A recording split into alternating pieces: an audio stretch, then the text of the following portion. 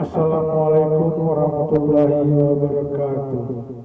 Senang masih bisa ketemu Anda dengan saya Sofrani Daniel dalam mata kuliah Operation Research dalam materi yang ketujuh, lanjutan dari materi yang keenam, analisa sensitivitas dalam linear programming.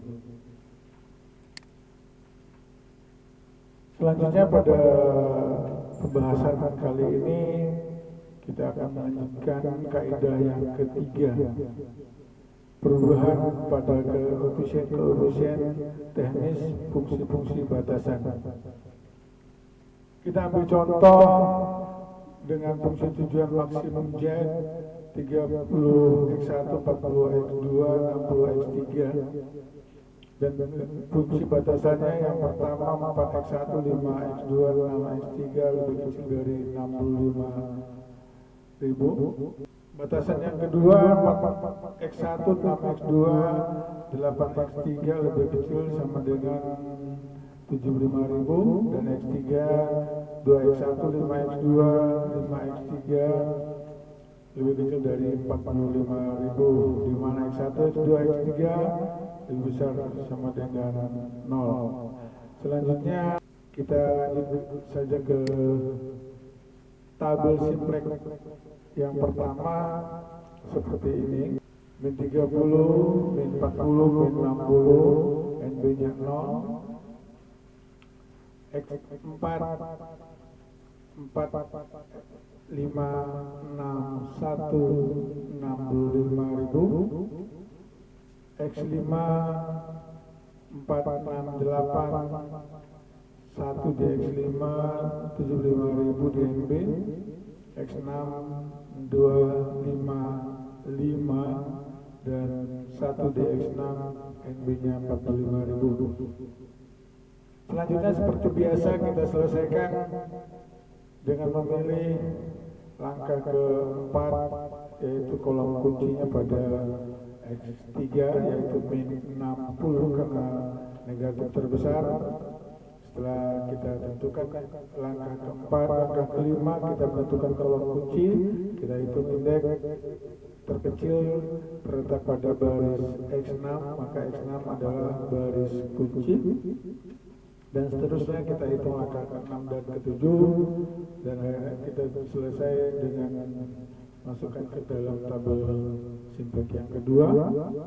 Maka di dalam tabel simplex yang kedua kita lihat ada masih min 6 pada X1 pada baris Z, ada min 6 yang X1, X2 20. Maka kita lanjut lagi ke putaran yang berikutnya, kedua, dengan memilih mulai dari langkah keempat, tetap kita melihat ada min dan satunya 20 plus, berarti kita pilih yang min 6.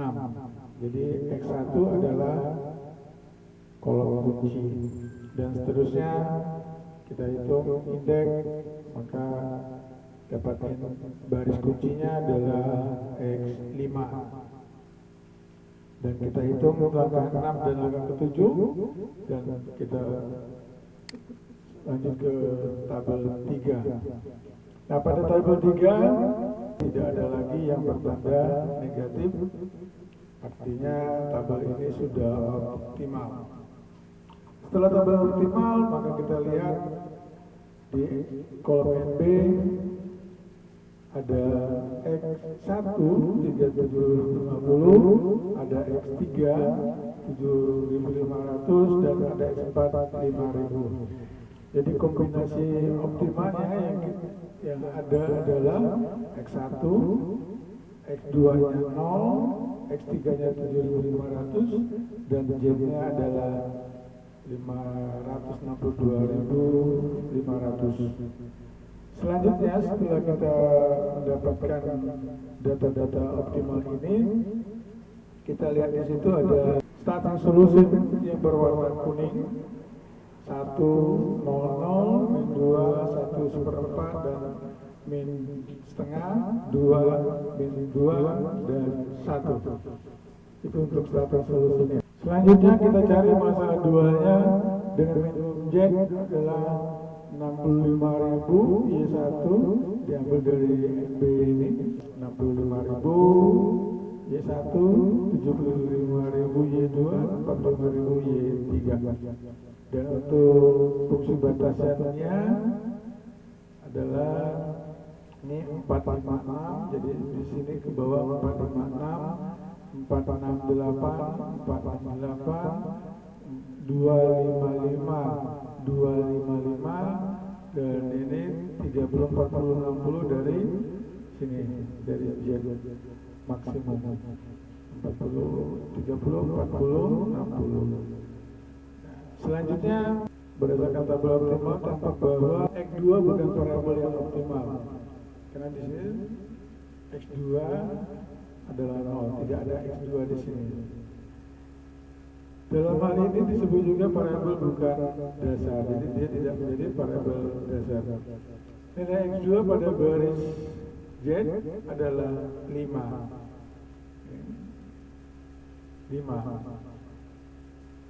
Yang apabila dihubungkan dengan fungsi dual yang menyangkut X2, yakni fungsi batasan yang kedua. Ini fungsi batasan yang kedua. Ini fungsi batasan kedua pada dual. Oke. Adalah 5Y1, 6Y2 plus 5Y3 lebih besar sama dengan 40. Zero price-nya ke sini. Ini 0, 7,5. Ini 0. Maka hasilnya dikurang 40, ya. Dikurang 40, hasilnya sama dengan 5. Berarti benar, ini hasil 5 di sini. Kelihatan dapat buktinya di sini. Berarti angka 5 ini kita bisa buktikan dengan cara seperti ini. Andaikan setelah dicapainya tahapan optimal terjadi perubahan pada koefisien teknis X2 dari 565 menjadi 346, di sini 565. 565 ini berubah menjadi 346. Maka fungsi batasannya juga akan berubah menjadi 3Y1, 4Y2, 6Y3 lebih besar sama dengan 40. Akibatnya nilai X2 pada baris Z pada tabel optimal berubah menjadi 3 kalikan shadow price-nya 0, 4 dikalikan 7,5, 6 dikalikan 0 dikurang 40 hasilnya adalah min 10. Berarti pada tabel optimalnya dia berubah menjadi seperti ini min 10. Nah, untuk tabel di bawahnya ini starting solution dikalikan nilai X2 yang berubah 346, 565 berubah menjadi 346. Maka perkalian starting solution ya 346 dikalikan starting solution 1,22 ya 0,1/4 kalikan min 2 0 setengah min setengah 1 dikalikan perubahan dari variabel X 346. Maka hasilnya adalah 7,74. Nah, ini kita masukkan ke dalam tabel simplex yang optimal tadi. Masukkan ke dalam tabel simplex yang optimal. Berarti tadi min 10 ya, untuk Z-nya. Dan di bawahnya 7, min 7, 4. Dan seterusnya, karena di sini masih ada min, maka kita lanjut ke langkah keempat, yaitu kolom kunci dan baris uji. Maka hasilnya adalah seperti ini. Ini Z maksimumnya, di sini X3 masuk, ini X2 nya di sini. Berarti ini sudah optimal. Baik, selanjutnya kaidah yang keempat, yaitu penambahan variabel baru. Variabel baru seandainya adalah XA.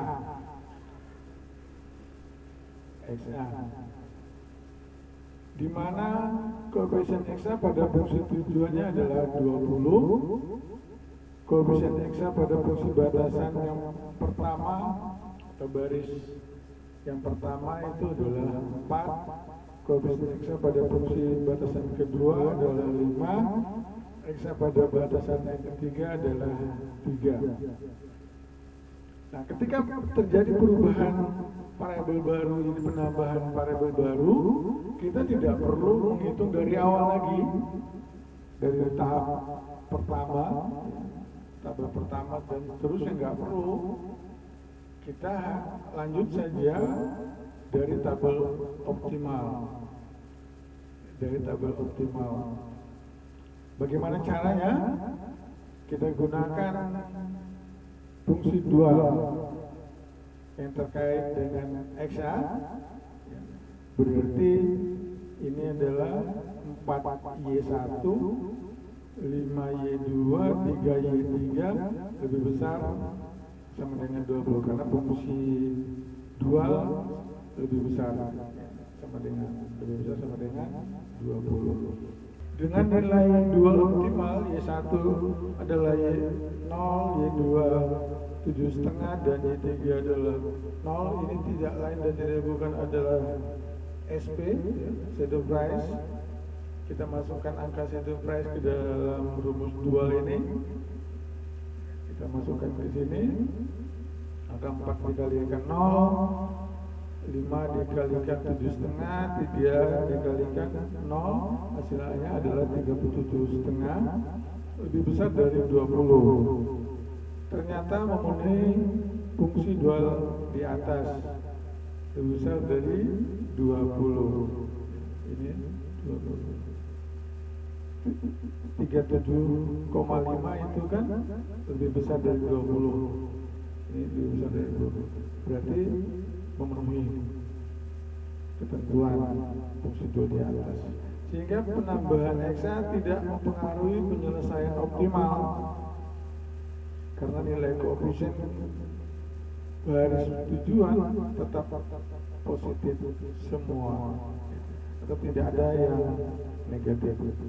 Apabila koefisien XA pada fungsi tujuan diubah menjadi 40, sehingga fungsi batasan dualnya menjadi 4Y1, 5Y2, 3X3 lebih besar 40.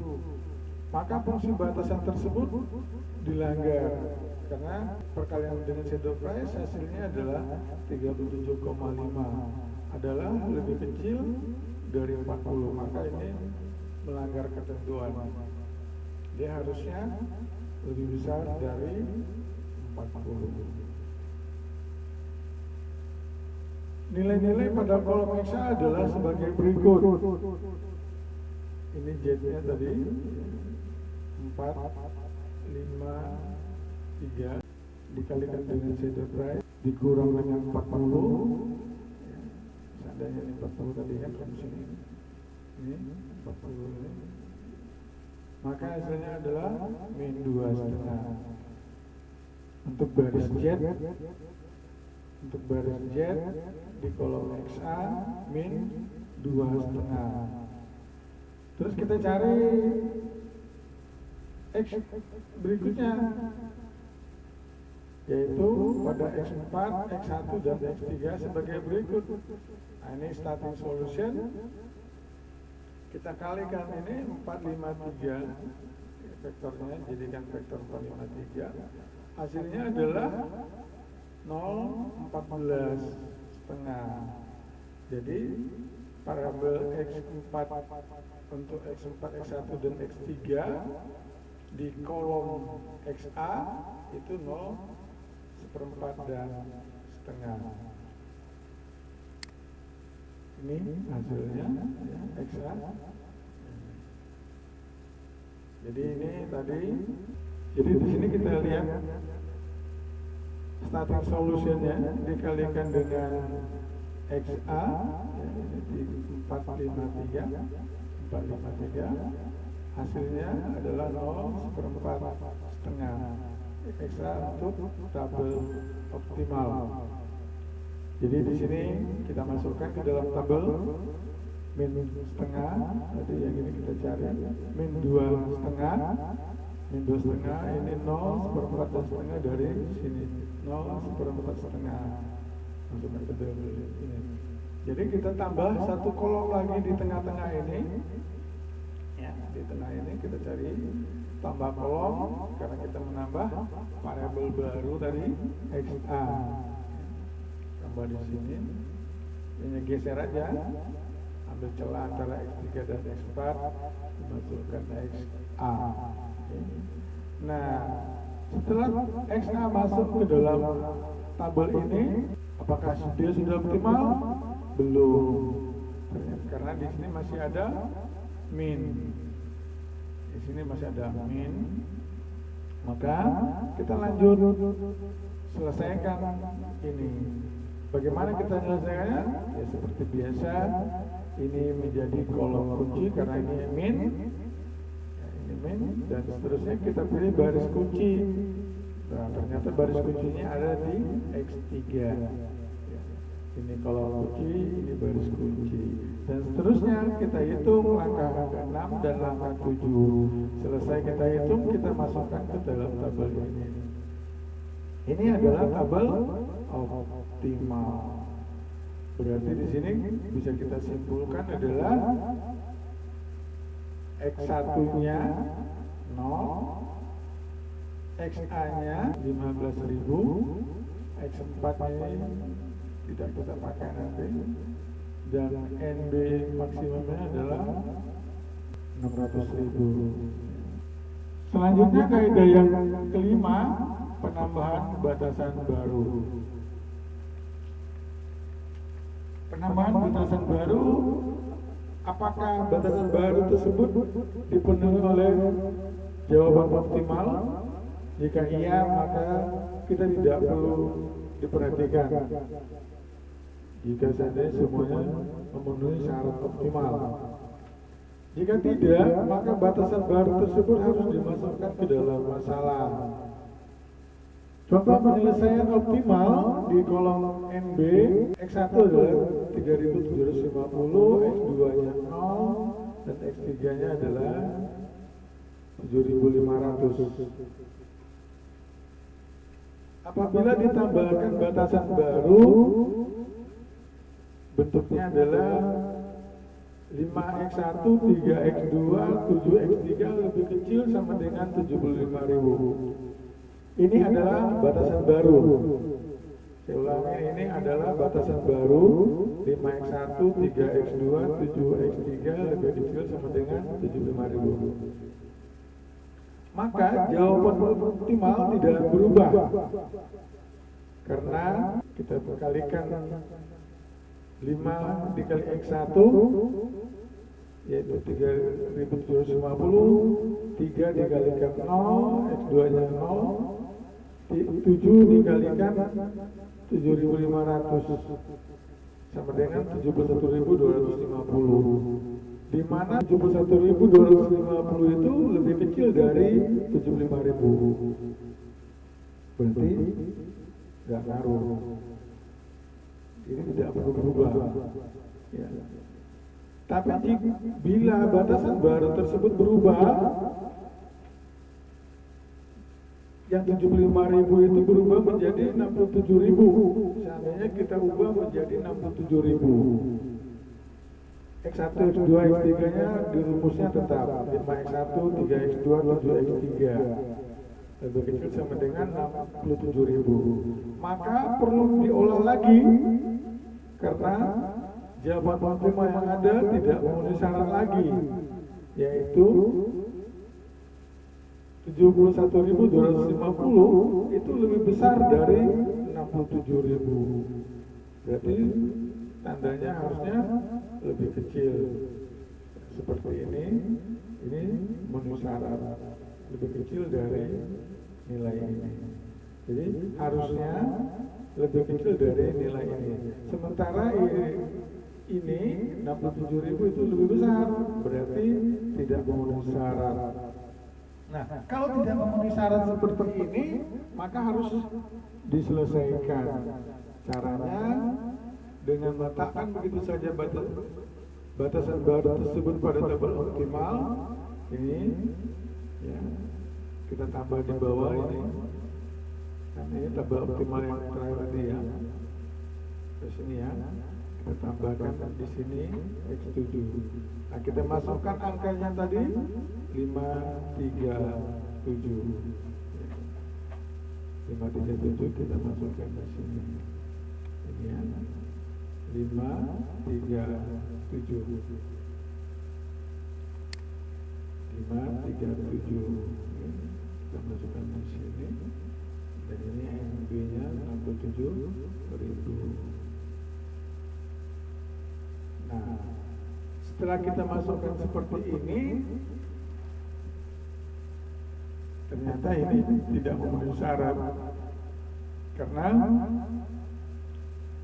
untuk X1 ini ya, ini harus 0. Ini harus 0 karena di sini kolom ini 0, 1 hanya di situ, selanjutnya 0 semua. Ini harus 0. Ini enggak harus 0 karena di sini tidak. Oke. Di sini harus 0. Jadi 5 dan 7 harus menjadi 0.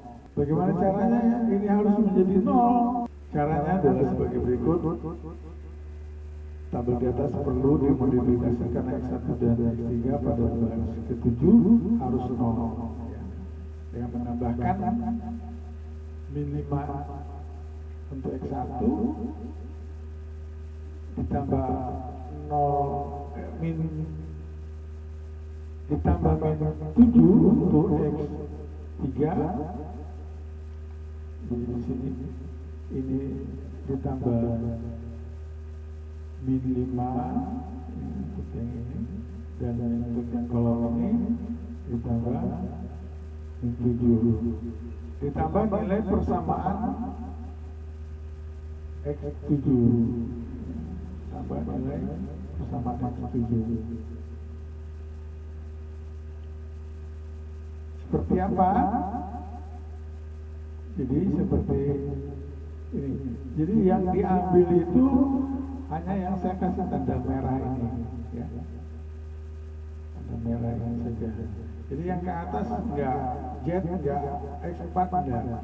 Jadi yang di bawah ini X1 dan X3 saja, ya. Dan X7 tentunya. Jadi caranya adalah min 5 dikalikan 1, yang untuk kolom 1 ya, perhatikan satu-satu. Min 5 kalikan 1, min 5 kalikan 1 ditambah ini kolom X3, min 7 dikalikan 0 terus ditambah 5 karena ini poinnya. Untuk X7 ini nilai pada persamaan X7 ya, 5. Hasilnya adalah 0.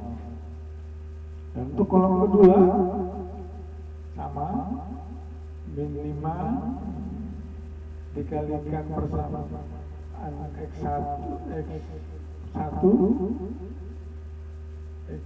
X2 ini untuk X1 ini min 2,5, terus di bawahnya min 7, ya, min 7 dikalikan 2 ditambah 3.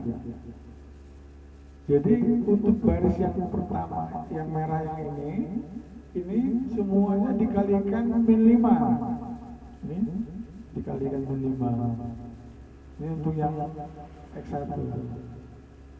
Untuk X1 ya, ini untuk X1 semua sampai sini. Ini untuk X1. Perhatikan, ini 1 ya, min 2,5. Ini 0. Ini 0, terus ini 1,25 atau 1/4. Ini min 2, selanjutnya 0, selanjutnya 375. Berarti min 5 semuanya. Ini semua dikalikan min 5 ditambah min 7. Jadi yang untuk yang ini X3 ini dikalikan min 7. Dikalikan X3 ya. Ini X3 ya. Jadi dikalikan min 7. Tadi ini, karena ini X1 ya. Ini X1, jadi ini semua dikalikan min 5. Ya, dan ini X7 min 7. Jadi semua ini untuk X3 dikalikan min 7. Jadi sampai ke bawah sini dikalikan min 7 dari sini sampai sini. Selanjutnya yang ditambah koefisien persamaan X7, berarti ditambah ini semua. Ditambah ini semua.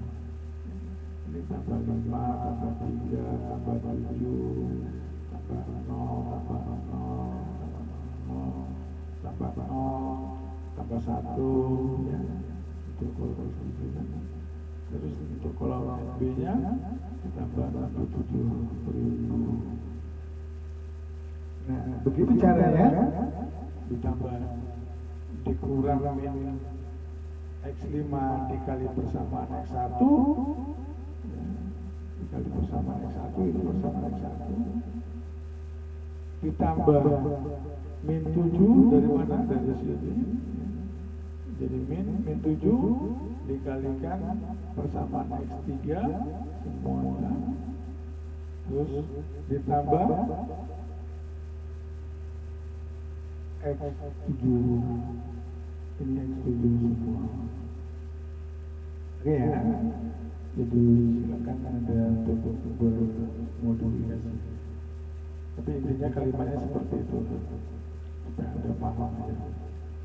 Dan seterusnya kita lihat hasilnya di sini 0, 1,5, 0, min 2, 3/4 hingga 1 dan min 4, 2, 50. Nah angka ini semua ya, angka ini semua sama dengan ini kita masukkan ke dalam tabelnya.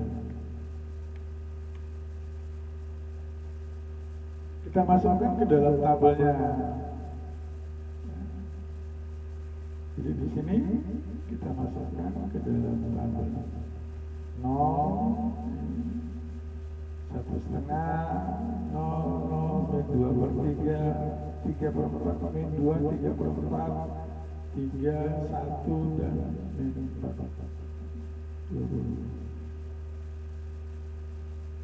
Meskipun baris Z menunjukkan syarat optimal, ternyata setelah kita hitung di sini ada syaratnya optimal. Tapi di sini NB-nya negatif, berarti dia harus kita optimalkan supaya ini menjadi visible, menjadi layak, karena kita menambah variabel ini supaya layak. Bagaimana caranya supaya layak? Maka berubah kolom NB dari baris ini, di angka ini, yang di atas di sana 67.000 ya. 67.000 menjadi sebesar 71.250.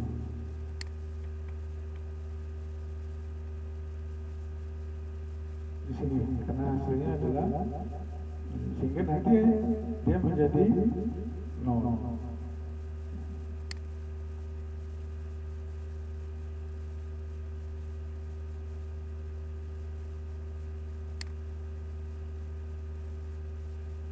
Demikianlah saudara sekalian